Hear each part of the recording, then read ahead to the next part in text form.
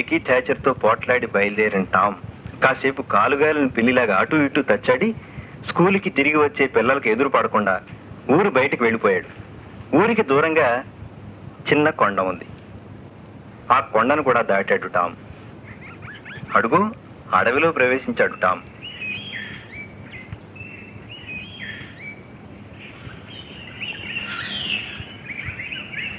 అబ్బా, అంతా పెద్ద జైల్లో ఉంది.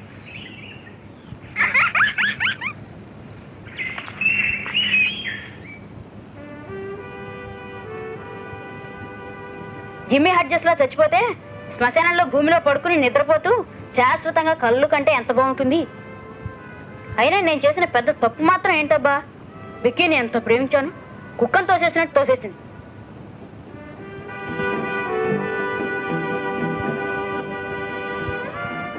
కానీలే, ఎప్పటికైనా బెక్కీకే తెలిసి వస్తుంది. నాలాంటి మంచి అబ్బాయిని తోసేసినందుకు ఆ అమ్మాయికి ఎప్పటికైనా తెలిసి రాకపోదు.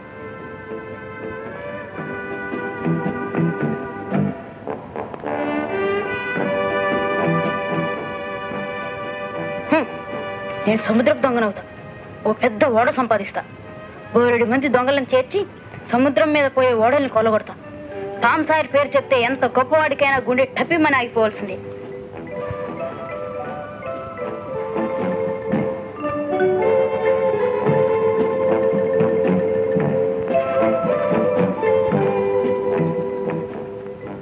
అరే, ఇదిగో కొయ్య దొంగ. మంత్రం చెప్తా. కొత్తవి రావాలి, పాతవి ఉండాలి. కొత్తవి రావాలి, పాతవి ఉండాలి. అరే, ఆశ్చర్యంగా ఉంది. గోళీ. పిల్లమ్మ బయటికి రా, నిజం చెప్పు. నా గోళీలన్నీ ఎవరు మాయం చేశారు? అల్లి బిల్లి తలుపు తీయి, అల్లి బిల్లి నిజం చెప్పు. ఈ దొంగలో చేది రావటం లేదే. గోళీ, నువ్వు వెళ్ళి నీ తమ్ముడిని పిలుచురా.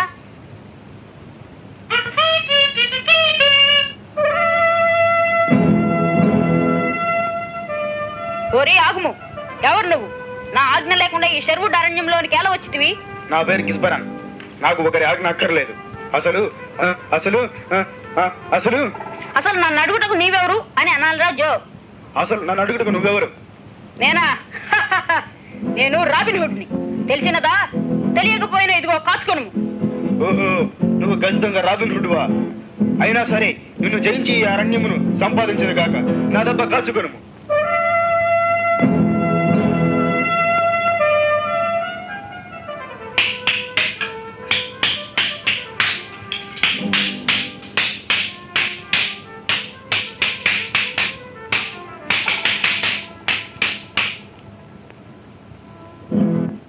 హార్పర్, ఇక పడిపోరా నువ్వు. నేను ఎందుకు పడిపోవాలరా? నువ్వే పడు. అది కాదు రాజు, నేను పడిపోకూడదు. పుస్తకంలో ఏముంది? ఒక్క వేడుతో గిస్బరాన్ ను రాబిన్ హుడ్ చంపాను అని ఉంది కదరా.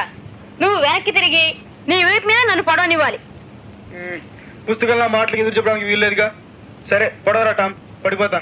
ఇదిగో దెబ్బ కాచుకో. ఒరే టామ్, ఈసారి నన్ను చంపనీరా, అది న్యాయం రా. అదేమిట్రా, మరి పుస్తకంలో అలాగే లేదే. పర్వాలేదురా, ఒక్కసారికేగా. సరే అయితే, నువ్వు కాసేపు రాబిన్ హుడ్ వైపు, నేను నీ శత్రువుని అవుతాను.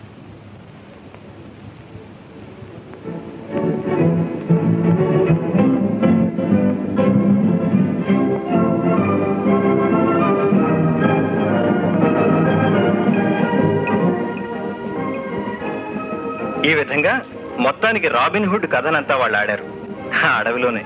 చివరికి రాబిన్ హుడ్ చచ్చిపోతాడు కథలు. అందుకని టామ్ దెబ్బతిన్నవాడిలాగా తూలుతూ కింద పడిపోయాడు.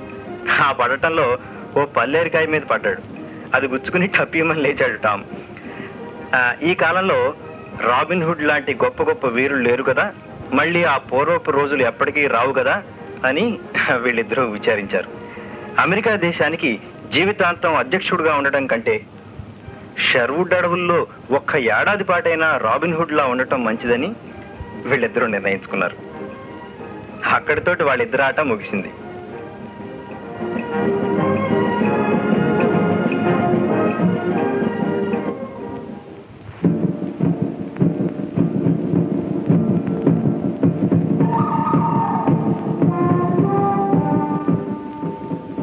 ఆ రోజు రాత్రి అనుకున్న ప్రకారం టామును లేపడానికి వచ్చాడు హక్. మేడమెట్ల మీద చప్పుడైంది. పోలీ పెద్దమ్మ గదిలోంచి గుర్రు పెద్దగా వినిపిస్తోంది. కీచురాళ్ళు కీ అంటున్నాయి. ఎక్కడో దూరంగా గడియారం 11 గంటలు కొట్టింది.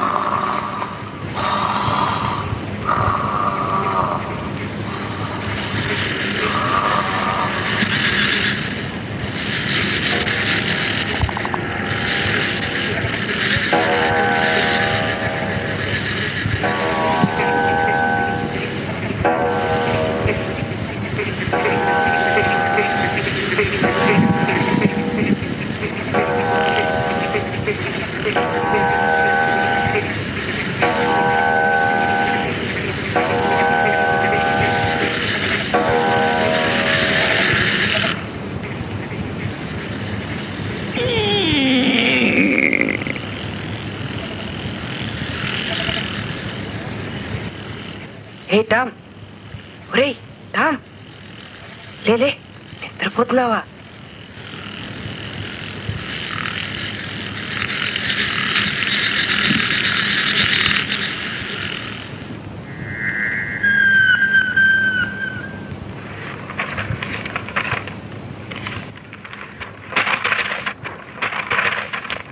ఒరే హక్, దయ్యాలు మనం చూస్తూ ఊరుకుంటాయట్రా? ఏమోరా, నాకు భయంగానే ఉంది. ఇదిగో, ఇది ఈ మధ్యనే చచ్చిపోయింది.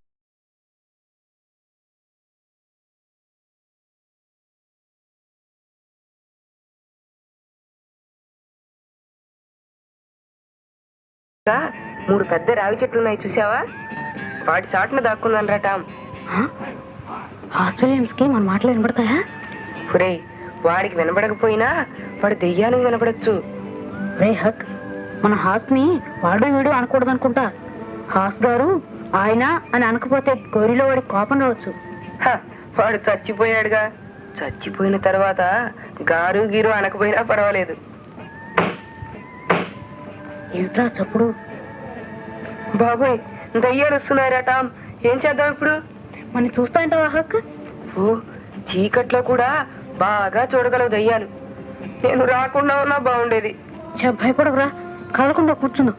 మనం వాటికేం అపకారం చేయడం లేదుగా, మనకు అవి మాత్రం ఎందుకు అపకారం చేస్తాయి? అదిగో, ఏవో 3 ఆకారాలు గోరి దగ్గరగా వచ్చాయి.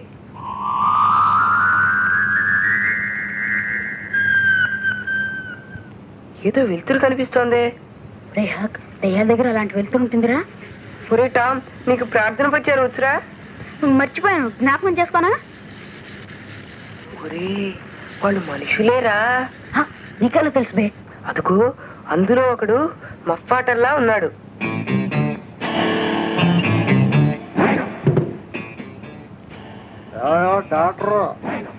అదిగో, ఆ గొంతు కూడా వాడిదే. తాగుబోతు వెదవ తూలుతూ వస్తున్నాడు. మరేరా హక్, అవును, బ్యాటరీ గాడేవాడు. ఆ పక్కన ఉన్నది ఇంజన్ జో. వాడు బోర్డు హత్యలు చేసేట. ఒరే, వాళ్ళు గోరి దగ్గరగా వచ్చేసారు.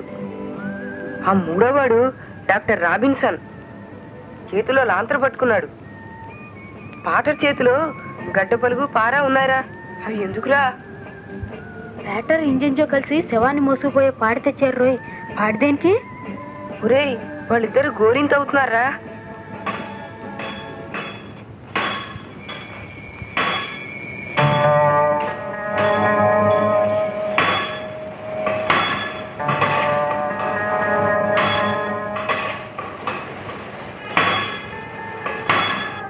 డబ్బులు కానివ్వండి, వెన్నెలు రాకముందే పని జరిగిపోవాలి.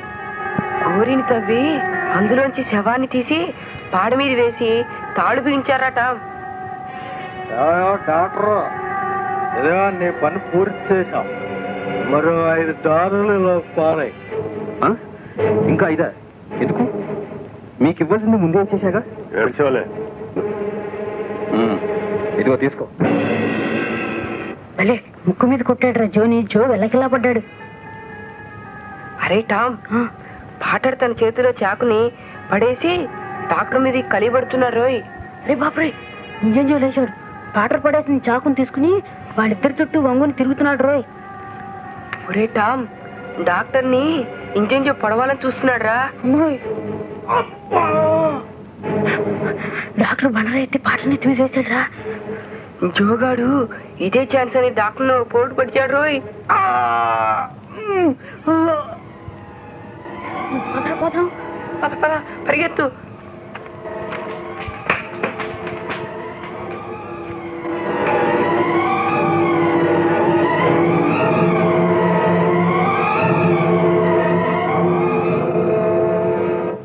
శ్మశానంలో భయంకరమైన హత్య చూశాక టామ్, హకల్ బెర్ఫిన్లు పారిపోయారు. ఈలోగా ఇంజన్జో బాకుని నేల మీద పడి ఉన్న పాటర్ చేతిలో పెట్టాడు. తను కొంచెం దూరంలో చతికిలు పడ్డాడు. 5-6 నిమిషాలకి పాటర్ కొంచెం కదిలి మూలిగాడు. అరచేయి ముడిచి బాకుని పట్టుకున్నాడు. కళ్ళు తెరిచి బాకుని చూసి భయపడి దాన్ని వదిలేశాడు. నెమ్మదిగా మోచేతుల మీద లేచి తన మీద పడి ఉన్న డాక్టర్ శరీరాన్ని అవతలకు తోసేశాడు. డాక్టర్ శరీరాన్ని చూసి ఒక్కసారిగా అదిరిపడి లేచి కూర్చున్నాడు. ఇదేమిటి డాక్టర్ చచ్చిపోయాడా? చచ్చిపోయాడు. ఎందుకు చంపేశావు పాప అతన్ని? నేనా? నేను చంపలేదే. ఊరికి అబద్ధాలు ఆడితే లాభం లేదు. నువ్వే చంపవు చాకుతో. చా, నే చంపానా? నాకు జ్ఞాపకం లేదే. ఇవాళ బాగా ఎక్కువ తాగటం పొరపాటైంది. ఒరే జో, నిజం చెప్పరా, నేనే చంపానా? నాకు గుర్తులేదే చంపినట్టు. పాపం డాక్టర్ కుర్రాడు రా, పైకి రావలసినవాడు. నేను ఎలా చంపాను రా అదన్నే. నువ్వే చంపావు. నీ మీద ముందు రాయి వేశాడు డాక్టర్. నువ్వు దిమ్మ తిరిగి పడ్డావు. మళ్ళీ లేచి చాకు పుచ్చుకొని డాక్టర్ని పొడిచావు. మళ్ళీ డాక్టర్ నిన్ను రాయితో కొట్టి తను పడిపోయాడు. నువ్వు మూర్ఛపడ్డావు. డాక్టర్ చచ్చిపోయాడు. ఎంత పని జరిగింది! నేను అసలు చంపుతాను అనుకోలేదురా. నా జన్మలో నేను ఎప్పుడు ఎవరిని చంపలేదు.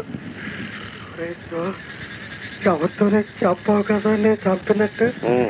నువ్వు చాలా మంచివాడే. ఎవరితోనే చెప్పావు కదా. నీ కాళ్ళ మీద పడిపోతుంది, నన్ను కాపాడు. అలాగేలే, ఎవరితో చెప్పనులే. నీ మీద నాకేం కోపం లేదులే. ఏడవకు, లాగు. అయిందేదో అయిపోయింది. ఇక్కడి నుంచి పారిపోవాలి మనం. నువ్వు అటుపో, నేను ఇటు పోతాను.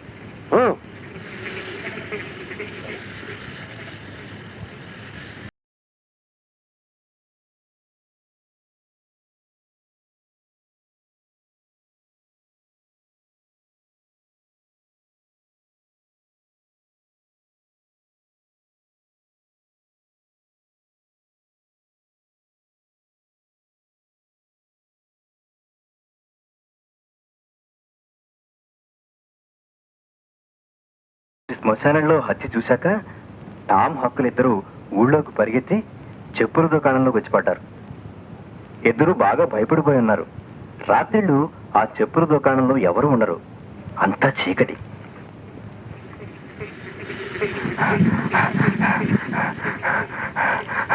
అరే టామ్, భలే ఆయాసంగా ఉందిరా.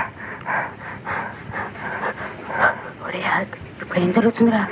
ఏం జరుగుతుందా? డాక్టర్ని చంపిన వాడికి ఉరిశిక్ష పడుతుందిరా. ఎవరు చంపారో ఎలా తెలుస్తుంది? మనం చెప్పేద్దామా? మనమా? భలేవాడివే. కోర్టు వాళ్ళు ఇంజన్ చంపలేదని తీర్పు ఇస్తారనుకో, వాడు జైలు నుంచి వచ్చాక మనల్ని చంపేయడరా. నిజమే రోయ్, మనం మాత్రం చెప్పకూడదు. అయితే మఫ్ఫాటర్ గారు చెబుతాడేమోరా. అబ్బే, మఫ్ఫాటర్కి ఎవరు చంపారో తెలియదుగా, వాడు ఎలా చెప్తాడరా? అరే టామ్, పాటర్కి ఎందుకు తెలియదురా? తెలీదురా. ఇంజన్ డాక్టర్ని పొడిచి చంపినప్పుడు పాటర్ మూర్చిపోయాడు కదరా. వాడికి అసలు ఈ సంగతి తెలియదురా పాపం. అవును రోయ్, పాటర్ మూర్చిపోయిన సంగతి నేను మర్చిపోయాను అనుకో. అసలు డాక్టర్ కొట్టిన దెబ్బకి పాటర్ గాడు కూడా చచ్చిపోయాడేమోరా పాపం. పాటర్ చావడు, వాడు బాగా తాగి ఉన్నాడురా. అంతే, తాగి ఉన్నప్పుడు ఎంత దెబ్బ కొట్టినా మనిషి చావడుట, మా నాన్న చెప్పాడు. రేహాస్, ఇప్పుడు ఈ రాత్రి మనం చూసిన విషయాలు ఎవరితోనే చెప్పావు కదరా? చెప్పనురా, ఫస్టే చెప్పను. ఇంజన్ జోగాడు ఎంతమందిని చంపేశాడనుకున్నావు? మనం చెప్పామని గనక వాడికి తెలిస్తే ఈగల్ని నడిపేసినట్టు నడిపేస్తాడు మనల్ని. ఎవరితోనూ చెప్పకూడదని పొట్టు పెట్టుకుందావా? ఒట్టు ఇలాంటి పెద్ద విషయాలు ఒట్టు పనికిరాదురా. ఏ? ఆడపిల్లలతో స్నేహం చేసేటప్పుడైతే ఒట్టు అని చేయగిలి ముద్దు పెట్టుకోవచ్చు. దీనికి ఒట్టు గిట్టు జాంతనాయి. రైటేరా. అర్ధరాత్రి పూట శ్మశానంలో దెయ్యాలు తిరిగే చోట హత్య జరగటం కళ్ళారా చూశాక మళ్ళీ చెప్పుకురా బాబు, నాకు చెమటలు పోసేస్తున్నాయి. రేహక్, ఈ తోలుముఖ మీద ప్రమాణం చేసి రాద్దాం. అలాగేరా. ఈ సూదితో బటన్ వేలు మించి రక్తంతో సంతకం పెట్టాలి, తెలుసా? అబ్బా, ఎర్ర రంగు శుద్ధముఖతో ఎంత బాగా ఉన్నాయరా నువ్వు రాసిన అక్షరాలు. నాకు అక్షరాలే రావు. అరే, ఏం రాసావో చదవరా. హక్ఫిన్, టామ్ సాయర్ ఈ మహారహస్యమును ఎవరితోనైనా చెప్పిన ఎడల వారి శిరస్సులు 1000 ముక్కలై చెక్కలై పగిలిపోవుగాక. ఇట్లు. ఇట్లేందిరా ఇట్లు? అరే, ఈ ఇత్తడి పినితో గుచ్చుకుని రక్తంతో ముద్ర వేస్తాను. ఇత్తడి పినిస్తో వద్దురా, అది విషం. ఇదిగో సూతి, దీంతో తీ. ఇట్లు అనే దాని కింద సంతకం చేయాలిరా. చేసావా? ఇదిగోరా, చేశాను.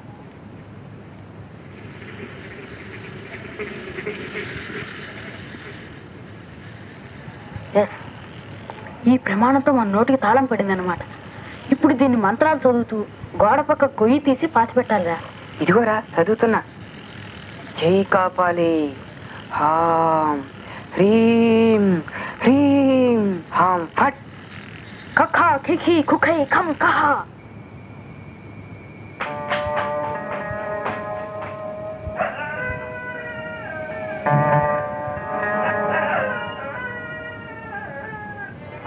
భయం వేస్తుందిరా. అర్ధరాత్రి వేళ కుక్క మరగకూడదంటారు. అది ఎటువైపు చూసి మరిగితే ఆ వైపున ఉన్న వాళ్ళు త్వరగా చచ్చిపోతారు. ఎవరో చచ్చిపోతారు, తప్పదు. బహుశా మా ఇద్దరమే చచ్చిపోతామేమోరా. ఏయ్, ఆ గోడ కన్నంలోంచి చూడరా హక్. బాబోయ్, నాకు భయం, నువ్వే చూడు. ఆ కుక్క మన వైపు తిరిగిలేదురా. లేదు కదా, అమ్మయ్యా.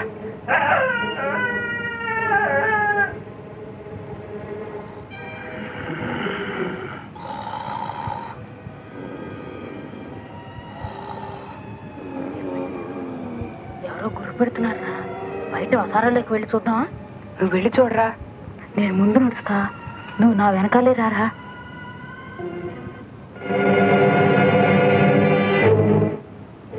అరే, వీడు మఫ్ఫాటర్రా. మఫ్ఫాటర్ ఇక్కడికి ఎలా వచ్చాడురా? చూసావా, కుక్క పాటగాడికేసి తిరిగి మరుగుతోందిరా. అయితే పాపం పాటర్గాడు చచ్చిపోతాడనమాట. పదరా పోదాం.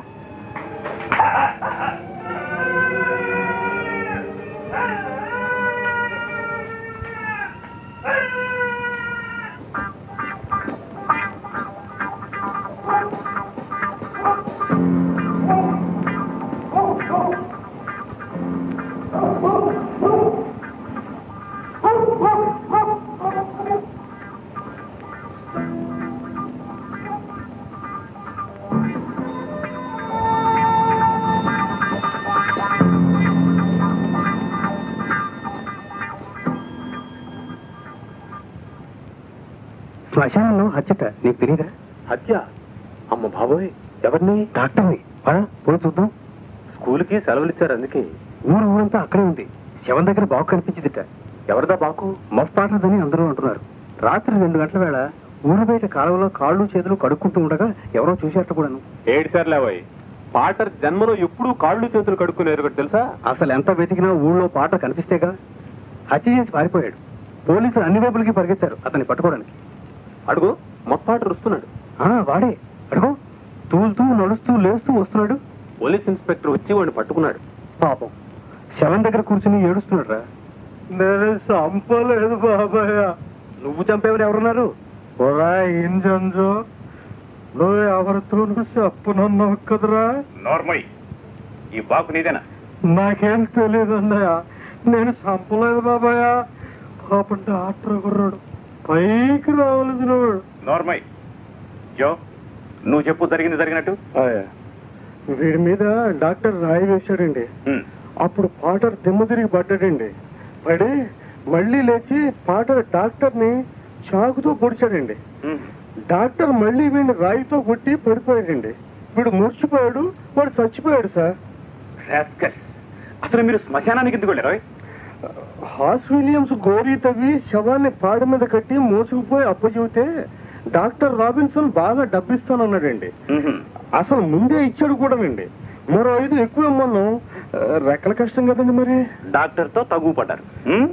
తగువేం లేదండి, డబ్బు ఇవ్వనన్నాడండి. ఏమంటే ముందు నా ముక్కు మీద కొట్టాడండి. నేనేమో దిమ్మ తిరిగి ఠామ్మని పడ్డానండి. పాటరేమో ఇదిగో ఇదేనండి, ఈ పెద్ద బాగుని తీసి పొడిచాడు. డాక్టర్ చచ్చాడు. బాగుంది బాగుంది. అమ్మతోడు నాకేం తెలియదండి అయ్యా. సత్యప్రమాణ పూర్తిగా నేను చంపలేదండి అయ్యా. రేహాత్ చూడరా, జో ఎన్ని అబద్ధాలు కల్పించి చెప్తున్నాడు. ఆ ఇన్స్పెక్టర్ రాసుకుంటున్నాడు. పాటర్ చంపలేదు కదరా. జోగాడి మీద పిడుగు పడదేనరా అన్ని అబద్ధాలు చెప్తుంటే. పోనీ మనం చెప్పేద్దామా? అమ్మో, జోగాడు మన్ని మా అమ్మాయి చేసేస్తాడు. పైగా మనం చెప్పమని ప్రమాణం కూడా చేశాం కదరా. భూదేవి తోడు. ఏ పాటర్, నువ్వు చంపలేదన్నావుగా, మరి ఎందుకు పారిపోలేదు? ఏ మొహం పెట్టుకుని వచ్చావు మళ్ళా? అమ్మ చూడండి, నేను చంపలేదండి బాబాయ్. పారిపోదామని అనుకున్నానండి. మరేమోనండి, నాకు తెలియకుండానే నా కాళ్ళు ఇటు ఈడ్చుకొచ్చాయండి. డాక్టర్ శవాన్ని ఎత్తి లారీలో పడేస్తున్నారు. చూసావా, జోగాడు శవాన్ని ఎత్తడానికి సాయం కూడా చేస్తున్నాడు. పాపం పాటల్ని పోలీసులు లాక్కుపోతున్నారట.